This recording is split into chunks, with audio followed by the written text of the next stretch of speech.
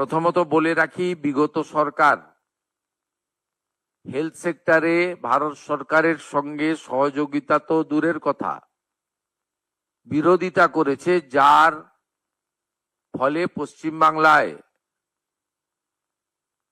লক্ষ লক্ষ তো বলবো না, কোটি কোটি পশ্চিমবাংলার মানুষ ভারতবর্ষের অন্য প্রদেশগুলো যে ধরনের হেলথ সেক্টরে কেন্দ্র রাজ্য যৌথ উদ্যোগে বেনিফিটস গুলো পাচ্ছেন, সেখান থেকে বঞ্চিত হয়েছেন।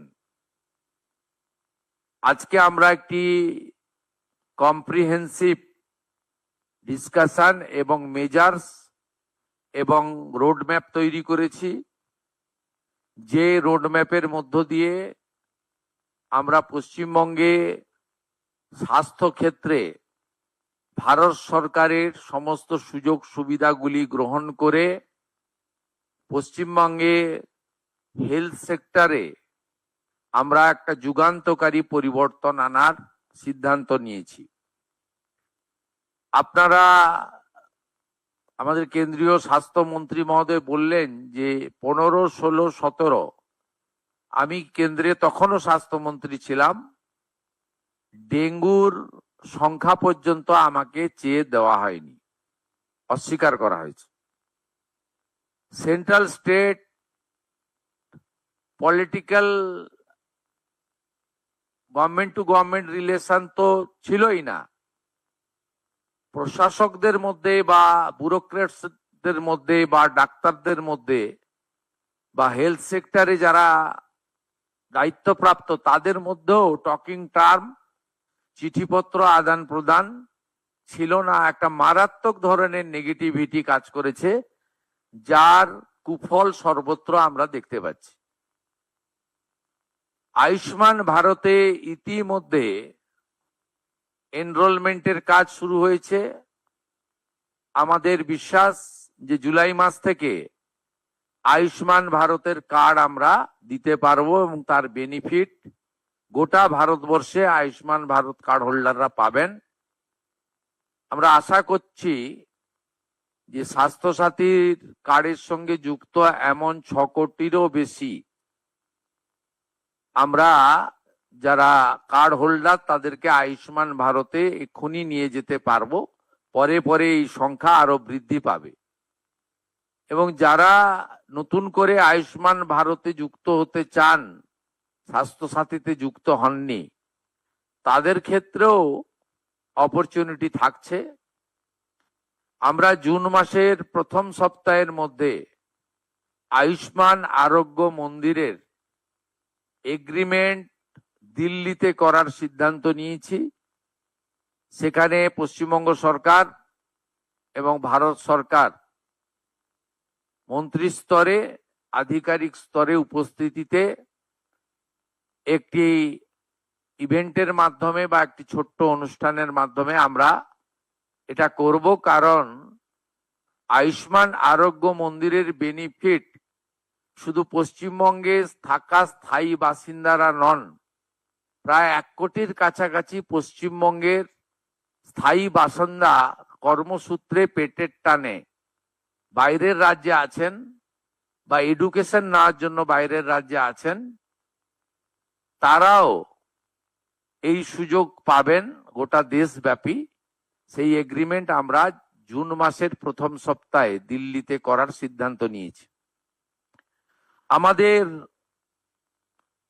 সার্ভাইকাল ক্যান্সারের যে প্রিভেন্টিভ আমাদের ভ্যাকসিনেশন ফেব্রুয়ারি 2026-এ মাননীয় প্রধানমন্ত্রী দেশব্যাপী চালু করেছেন। পশ্চিমবঙ্গে 7 লক্ষের বেশি ডোজ ভারত সরকার তারা দিতে চান।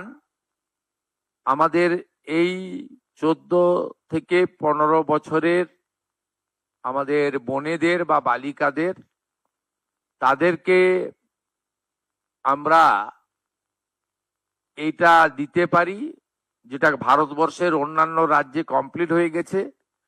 আগামী 30 মে পশ্চিমবঙ্গে এটা অফিসিয়ালি লঞ্চ হবে।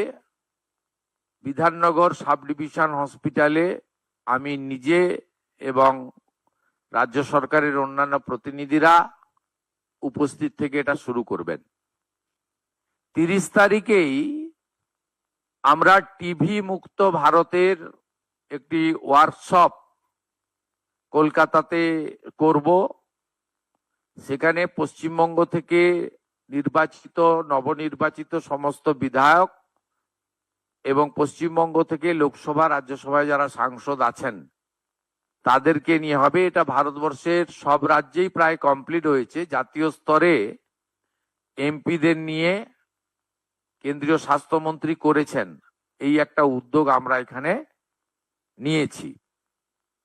আমাদের কতগুলো সেক্টরে যদি আপনারা দেখেন, তার মধ্যে প্রধানমন্ত্রী জন ঔষধি কেন্দ্র এখন 117টা চলছে, আমরা 467, একটাও চলে না এখন, চলে। হ্যাঁ, আমরা প্রধানমন্ত্রী জনঔষধি কেন্দ্র মোট 468টা করার প্রস্তাব, 469টা করার প্রস্তাব ভারত সরকারকে দিয়েছি, যাতে block health centre, BPHC, subdivision hospital এবং ডিস্ট্রিক্ট হসপিটাল কভার করবে। একজনের পরিবারে যদি মাসে ডায়াবেটিস থেকে হাইপার টেনশন থেকে শুরু করে ধরুন 2000 টাকার ওষুধ লাগে, এই 469টি সরকার নিয়ন্ত্রিত প্রধানমন্ত্রী জনঔষধি যোজনার সেন্টার চালু হলে এটা ধরে নিতে পারেন অ্যাপ্রক্স 200 টাকায় পৌঁছে যাবে, অন্তত 10 গুণ বেনিফিট পাবেন। এর সাথে অমৃত প্রকল্পে 50 থেকে 80% ছাড়ে ওষুধ, দুরারোগ্য ব্যাধির ওষুধ বিতরণ কেন্দ্র আমরা 70%, 80% পর্যন্ত ফ্রি থাকবে। আমাদের বিগত সরকারের প্রপারলি মনিটরিং না করার ফলে নবজাতক যাদের বয়স 5 বছর, সেই 5 বছরের নিচে এখানে মৃত্যু হার অনেক বেশি। বিশেষ করে কলকাতা, মুর্শিদাবাদ, পূর্ব বর্ধমান, বীরভূম, মালদা ইত্যাদি জেলাগুলির রিপোর্ট অ্যালার্মিং। এই বিষয়ে আমরা সিদ্ধান্ত গ্রহণ করেছি এবং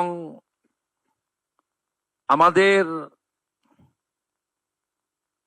টিবি মুক্ত ভারতের কথা বলেছি। আমরা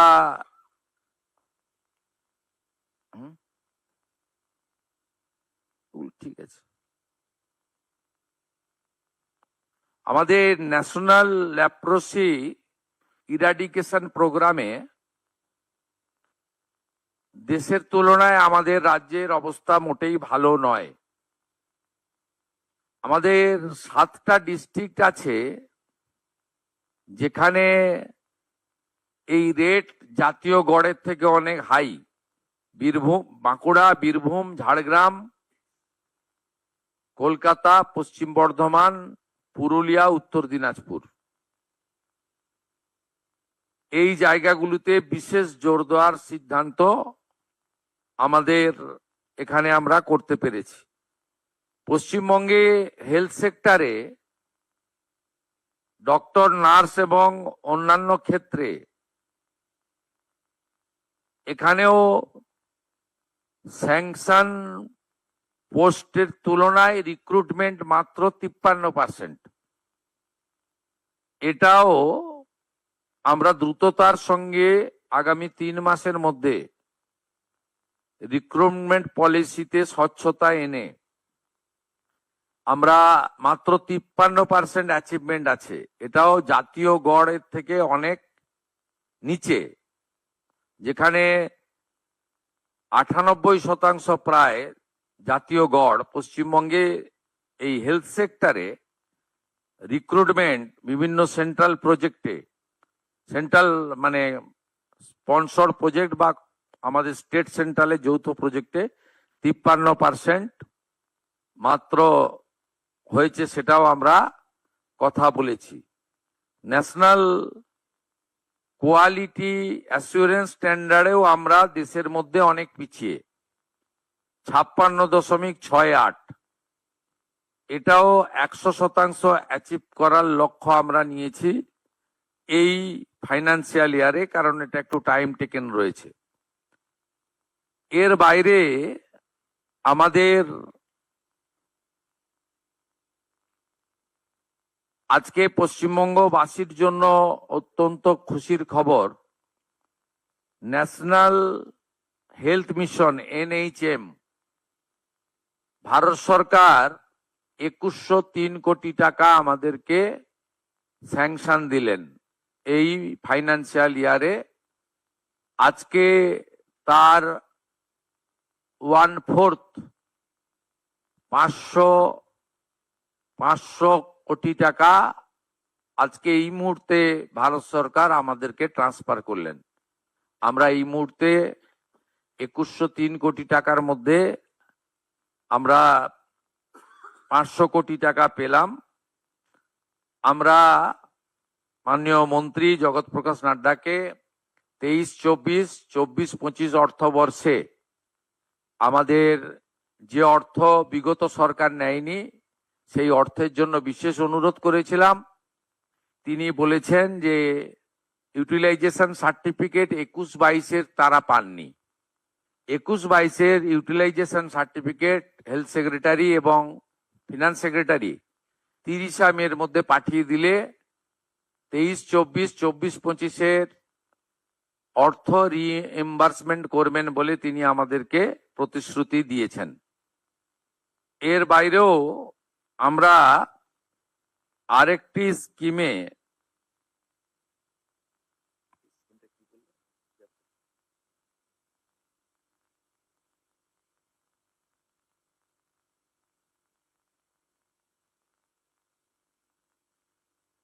হ্যাঁ, ওই আয়ুষ্মান ভারতে যে সেন্ট্রাল শেয়ার এই বর্ষে 976 কোটি টাকা বরাদ্দ দিয়েছেন আয়ুষ্মান ভারতে। অর্থাৎ আমরা আজকে 3000 কোটি টাকার স্যাংশন পেয়েছি, 500 কোটি টাকা আমরা আমাদের ফান্ড পেলাম, বাকিটা অর্থবর্ষে পরপর পেয়ে যাব। তাতে দুটো সেক্টর আছে, এক হচ্ছে আমাদের NHM এ 2103 কোটি টাকা, আয়ুষ্মান ভারতে 976 কোটি টাকা। এর সাথে সাথে 15th ফিনান্সেও আমরা এই অর্থবর্ষে অর্থ পাবো, তার পরিকল্পনা এবং ব্যবস্থা চূড়ান্ত হবে। আমরা পশ্চিমবাংলার মানুষকে আশ্বস্ত করতে চাই, কেন্দ্র রাজ্য যৌথ উদ্যোগে আপনাদের স্বাস্থ্য পরিষেবার ক্ষেত্রে এক যুগান্তকারী অধ্যায় বর্তমান সরকারের সময়ে শুরু করতে আমরা চলেছি এবং এর সুফল আপনারা কিছুদিনের মধ্যেই পেতে শুরু করবেন। আমি মাননীয় মন্ত্রীকে আজকে অনুরোধ করেছি, আমরা লিখিত প্রপোজাল পাঠাবো। মাননীয় প্রধানমন্ত্রীর স্বপ্নের যে প্রকল্প, প্রত্যেক জেলায় একটি করে মেডিকেল কলেজ, পশ্চিমবঙ্গের 3টি প্রশাসনিক জেলায় মেডিকেল কলেজ তৈরি হয়নি, আলিপুরদুয়ারে, কালিম্পংয়ে এবং দক্ষিণ দিনাজপুরে, আসানসোল, পশ্চিম বর্ধমানে। এই 4টি জেলায় হয়নি। এই 4টি জেলার জন্য প্রয়োজনীয় জমি সহ প্রস্তাব আকারে ভারত সরকারকে আমরা পাঠাবো। আর উত্তরবঙ্গের এইমসের জন্য আমরা প্রস্তাব ওখানকার MLA MPদের সঙ্গে কথা বলে দ্রুততার সঙ্গে ভারত সরকারের কাছে পাঠাবো, এটা আমি উল্লেখ করেছি। মাননীয় কেন্দ্রীয় মন্ত্রী এক কথায় তিনি বলেছেন, পশ্চিমবঙ্গে নবনির্মাণের ক্ষেত্রে বিশেষ করে হেলথ সেক্টরে অর্থ কোনো সমস্যা হবে না এবং তিনি অতি দ্রুত 3টে টিম পাঠাচ্ছেন। ভারত সরকার এবং বিভিন্ন WHO সহ যে হেলথ সেক্টরে বিশেষ বিশেষ কার্যক্রমগুলো চলছে সেই ব্যাপারে আমাদের একেবারে BMOH স্তরে ব্রিফ করার জন্য এবং CMOH বা রাজ্য স্তরে বা বিভিন্ন আমাদের স্পেশাল যে হসপিটালগুলি রয়েছে সেই হসপিটালের স্পেশালিস্ট ডক্টর বাবুদের নিয়ে একটি শর্ট ডিউরেশনে ইন হাউস ট্রেনিং দেওয়ার জন্য তারা 3টে টিম পাঠাবেন।